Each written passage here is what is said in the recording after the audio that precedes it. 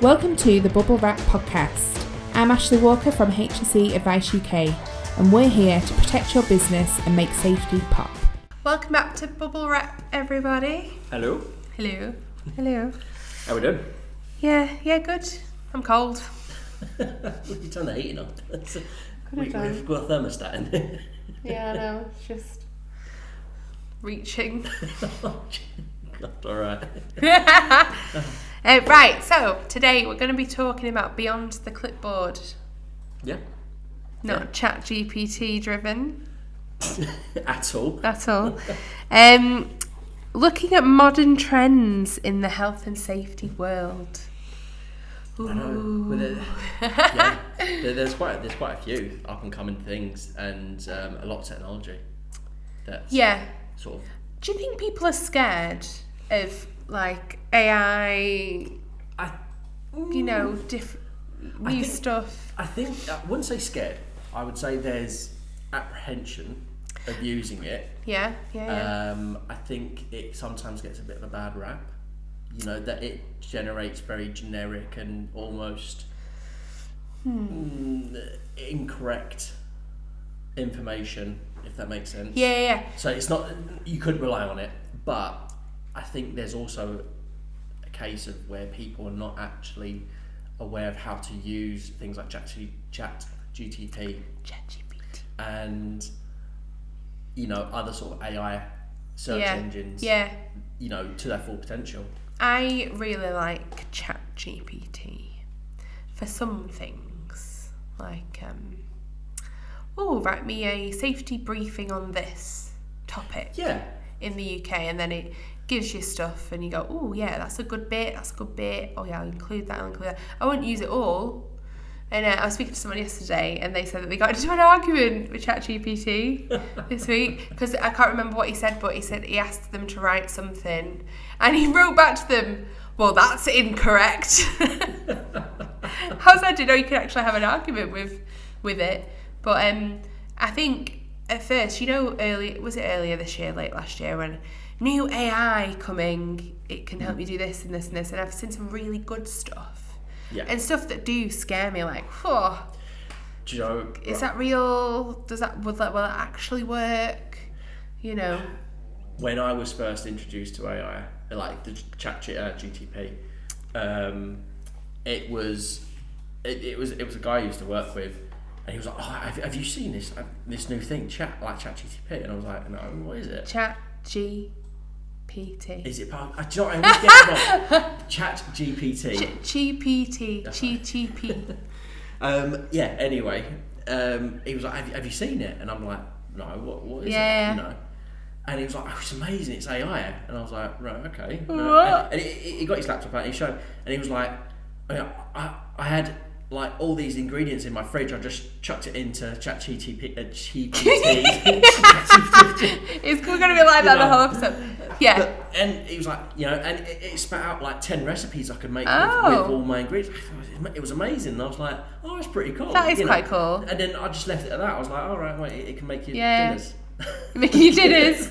Could you imagine if you could open up your screen and there it is? But that's it. And it was like, even back then, it was obviously brand new back then, and new sort of technology. Yeah. I didn't think, I couldn't imagine what its applications would be. And now I use it quite often, like even as just like a really advanced search engine. Like if I need to know about a certain bit of legislation, I'll ask ChatGPT. GPT. Yeah. And was it you that told me we were originally looking for some content on stuff, and what was that method called? There was a method that we used at the time, wasn't there? When we did that course content. Risen. Yeah. So you follow a method. It's like to ask it the question. Yeah, it's Or you give them a profile. Yeah. I'm a health and safety consultant based in the UK. Yeah. It's not an anagram. Is it an anagram? Yeah, an acronym. So it's basically like an acronym for various steps that you take. So when you do this, you create your prompt, in AI. Prompts. That's you it. use like a certain formula, and Risen is one of these formulas. And it got... Don't ask me, I can't remember what it stands for. But the content we got out of it. Yeah. Was it environmental sustainability training course we were doing? Can't remember. It was something, and we used that, and it just, wow. Yeah. It was really impressive. Short, you basically give it a job. Yeah. You give it a job. It's you very give it specific. A task, yeah. And you put restrictions or constraints. Yeah. And you tell it to do specific things. Like don't talk about this, or make sure you mention this. Yeah. And it spits out. Yeah. A pretty. Because if you're too broad, then if I write a safety briefing on PPE, most of the time it'll give you something back in American. Yeah. So you've got to be very specific. That's the thing, and it's quite interesting. I mean, you've got to really check it. But that's the thing with AI. It's learning. Yeah. And so go back a couple of years when it first sort of came out and people started using it. Yes, it was great back then, but in the 2 years, how many people have used it, and how advanced has it got, because it's learned. Yeah. The one thing I can always spot when AI has been used to generate like a policy or a procedure or something, or a bit even just like a post on LinkedIn. There's a lot of Americanisms. Yeah. Organisation. We have been guilty. Yes, we have. Oh, I've been guilty. Yeah. And I remember us sitting down going, who wrote that post? And I'll go, it was me. Yes, it looks crap. I'll change it now. it loves the use of like Americanisms. Yeah. Predominantly Zs. Like organisation with a Z. Recognise. Yeah, exactly. Yeah. So, and what was the thing that we kept having at the end? It always gave us the same ending. Let's foster a culture of safety. Remember that? I was like, foster a culture of safety. Yeah, I think we'll stop including that. That was before we started using this Risen, though. Yeah. You asked it to just, I'll do a, environmental training, like presentation or something, and it would give you something. But it'd be really corny, really cheesy. God, yeah. And we stopped using it for a while because we're like, nah. But then, we found this Risen thing. Yeah. And mind's blown. And I was like, wow, that's miles better. So if you ever get a chance, look at it or look it up. It's called Risen. And prompts. It's a really handy tool to use if you're using AI on a regular basis. I'm trying to think what other AI products or items there are out there for like health and safety or compliance. Because there must be others that so one thing I have seen recently, which I really liked, we use the Safety Culture app to do our fire risk assessments on. But Safety Culture have brought out a training aspect to it, and literally you can type in, write a course on blah blah topic, and it'll give you prompts of, do you want to be a short course, a toolbox talk, a long course, do you want questions and all this, and literally you click it all in, press go, and it creates you a training course, which then you can send to people. It's really cool. And I saw it something else, and obviously there's other bits where it's AI driven. What was the other one that I was really impressed about? There was that one that Tiff found a little while back when we were looking at the possibility of doing like an app, or we were just floating around some ideas, and it was Tiff that found Copilot. Yes. I can't remember what it was through. Was it Microsoft Office? Yes. Microsoft Office? Yeah. And it's called Copilot, but it's a specific feature within Copilot for creating apps. Oh. And you basically just tell it what to do, what you want, and it spits out. Wow. Something relatively close to what you want. Obviously, the more specific you are, the better it will be. Yeah. But and I thought that was pretty good. Yeah. So if you're like, not necessarily obviously health and safety, but for any kind of if you're a tech company, or if you're just looking at creating an app for your business. Yeah. It's a great start. That's quite cool. I don't think we ever used it. We never used it properly. So I wouldn't attest to say it's the the best thing since sliced bread. But from what we saw of it, it was really, really handy. Yeah, yeah. And I still think, the app would be a good route for us to go down. But it's time and effort to decide which way to go, how to build an app. Yeah. Do we need it? We've got a lot on our plate. Would it be beneficial to people? And I think it might be one to pin for the future. Yeah, I think so. But who knows? You never know. We might choose to go a different direction and have something else that's a bit more beneficial to people. Yeah. Depending on people's needs. Yeah. That's true. I mean, the whole changing concepts, bringing different views on health and safety and how we manage things. I think, it's all continual improvement, really, isn't it? Yeah. It's bringing new ideas. And I don't want to say, fostering a safety culture or whatever it was. But if we look at, modern day trends, AI is becoming more and more and more apparent, the way businesses are going, new tech coming in. I mean, the wearables, devices. I mean, we've seen them for quite a long time, haven't we? Wearables like, the Haves, watches, readings. There was a company, I can't remember who it was. Yeah, I can't remember who it was, but I think they contacted me on LinkedIn, and they're obviously just doing a bit of a,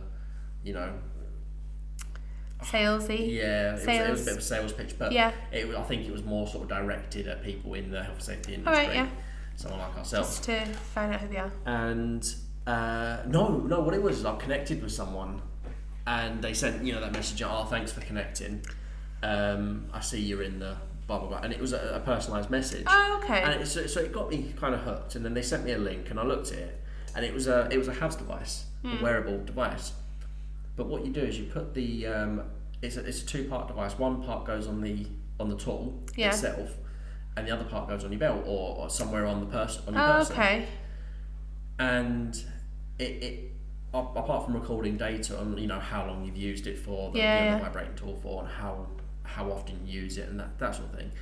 Once you've reached your exposure limit, your daily exposure limit, it beeps and it tells you, it's now too risky to continue using this tool. And I thought that's quite cool. That's quite. And can you take that off the tool and then put it onto another tool, and then it reads because it's your person? Yeah, but again, you reset it, or I mean, I don't know the ins and outs. Yeah. But again, you can reset. You can move it from tool to tool. Ah, cool. And all the tool has is just this little bracket installed on the actual tool itself. Right. That it just sits in. I quite like that. Yeah, because it measures. Because you could be using a drill. Yeah. And then you could go and use a jackhammer. And the jackhammer's going to... Well. you're going to reach your exposure limit a lot quicker with a jackhammer than with a drill. But then if you're going back to a drill after using the jackhammer, you might miss your daily exposure level and go over it. Yeah. It's funny because most people don't just use one tool in the day, do they? No. They flitter about between jobs and whichever.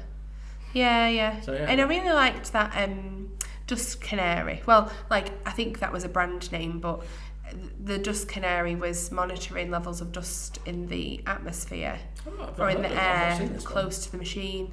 Really good, because we had we do work with a client who do PVC windows, and obviously the machining, the LEV only takes so much of the particles out from the source of the cut, but a lot of particles ended up on the floor. Right, yeah. And you could see a build-up, and I was thinking, gosh, they're quite big particles, but surely there's smaller bits in the air. Yeah. And that would be pretty nasty, breathing that in. Breathing in plastic. Anyway, we got this Dust Canary in that you put on the side of the machine, you attach it to the machine, and it monitored 2 types of the dust, one larger particles, but the respiratory, I can never say it, size dust that you would actually breathe into your lungs. Right, okay. And we did find out that actually there was hardly any of that. It was very, very low, minuscule levels.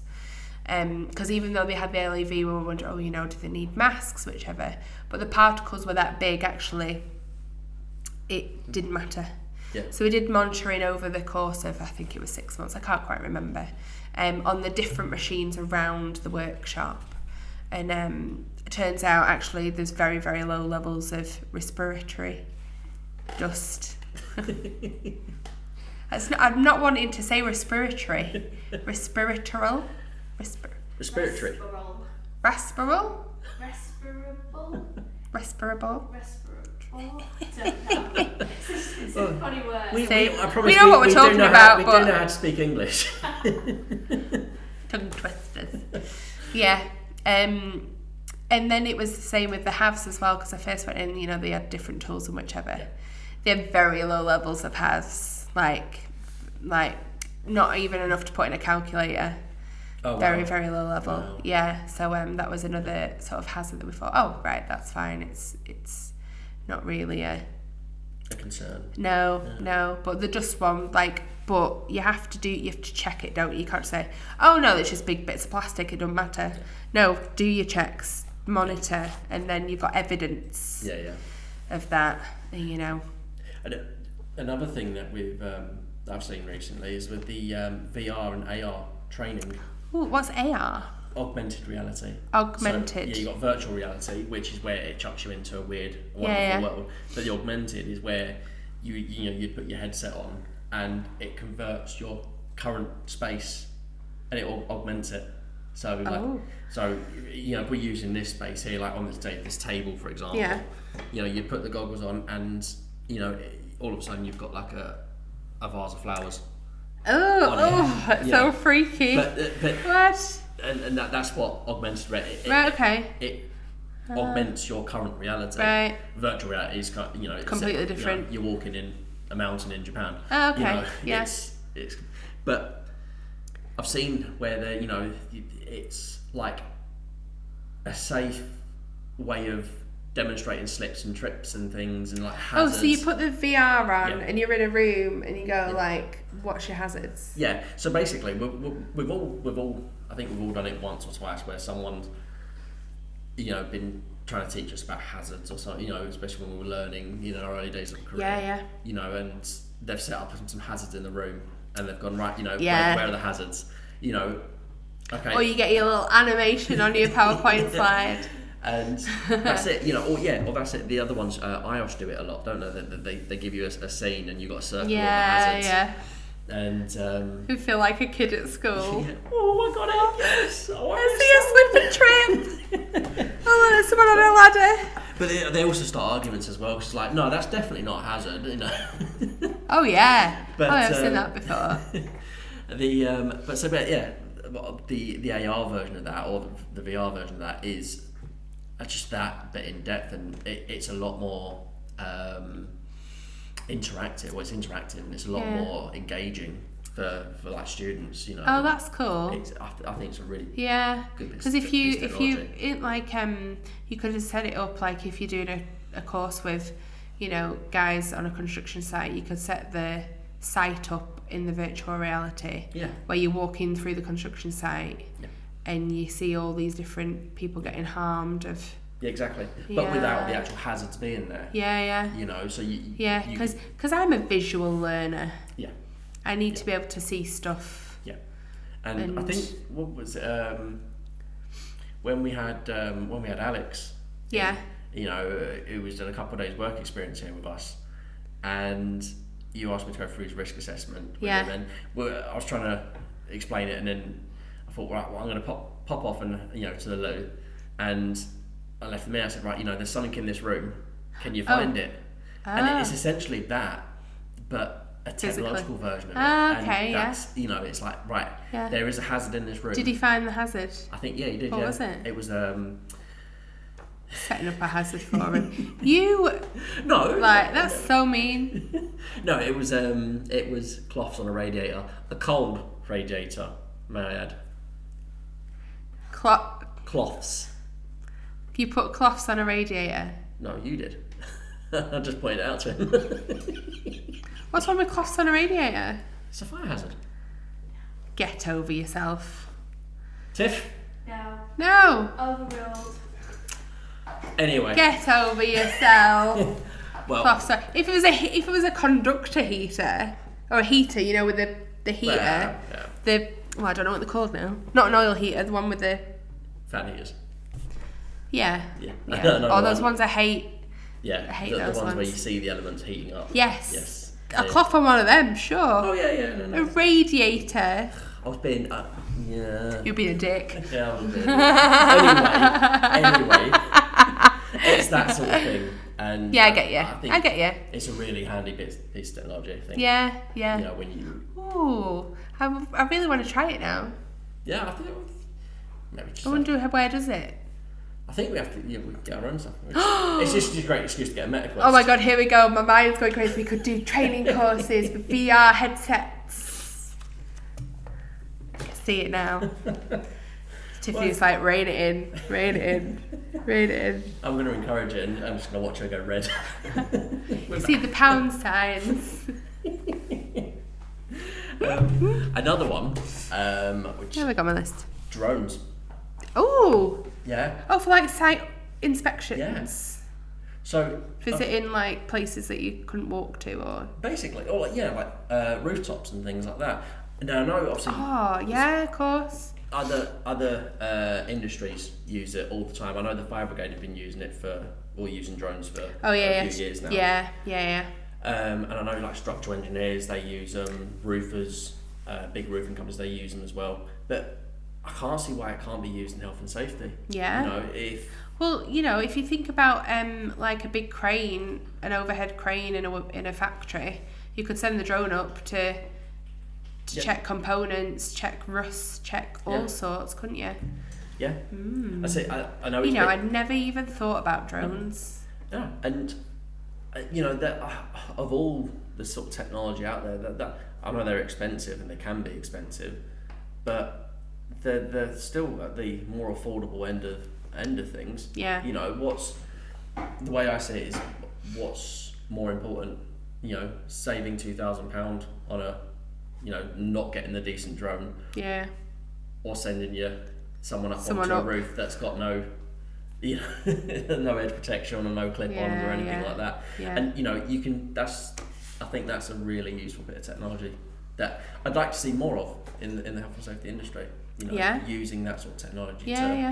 Because essentially then you eliminate the risk to people.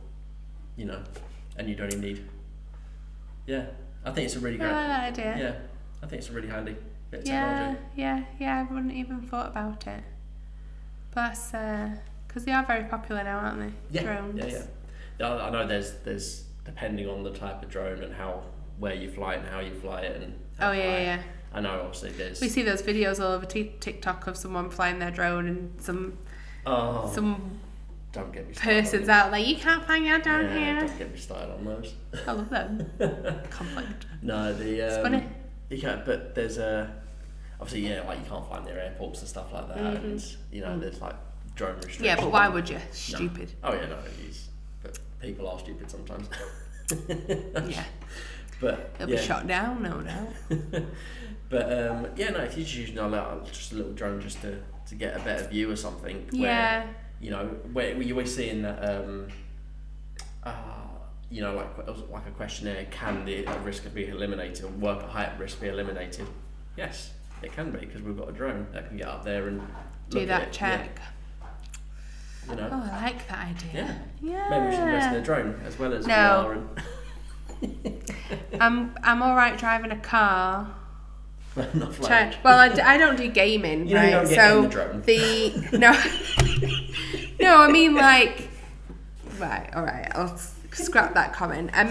What I meant was hand-eye coordination. Oh right, so yeah. Yeah. Like good enough driving a car, gear stick and steering wheel, but like I don't do gaming. I lost a drone once. How did you lose a drone? So it wasn't like an expensive drone. My wife a few Christmases back. About 5 years ago, got me a drone. Right. And it was you know, an expensive one, but not like thousands. Crazy. Yeah. It was between the 100 and 200 mark. Yeah. And There's me, New Year's Day. No. It wasn't even New Year's Day. I think it was the 27th, so it was like the day after Boxing Day. I had it 2 days. And I sent it up like that, and there's me, like, big grin on my face, like, oh yeah, I got a drone.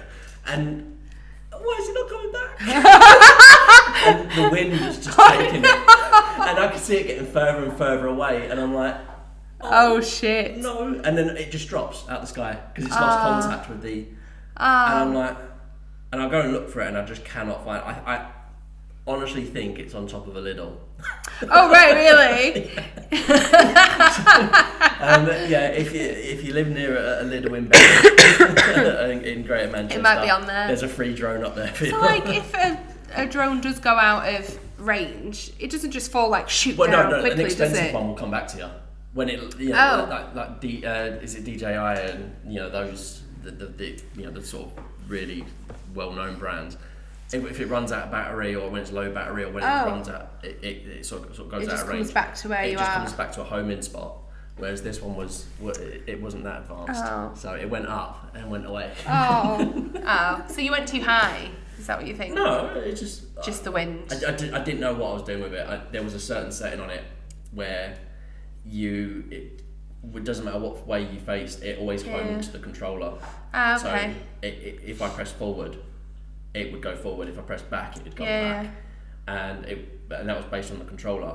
The setting I had on it was one of the faces, and it was a quad quad drone. Yeah. So one of the faces, whatever way the camera's pointing, that was the face of it. And once it goes up there, and you can't tell, you've spun it around a few times and done a couple little flips of it. No. You can't tell which way it's facing. Right, so, and I'm struggling, and it's just going further and further away, and the wind's just caught it. I would have done the exact same thing. So I went home with this controller, and Molly going, no, what did she say? Where's your drone?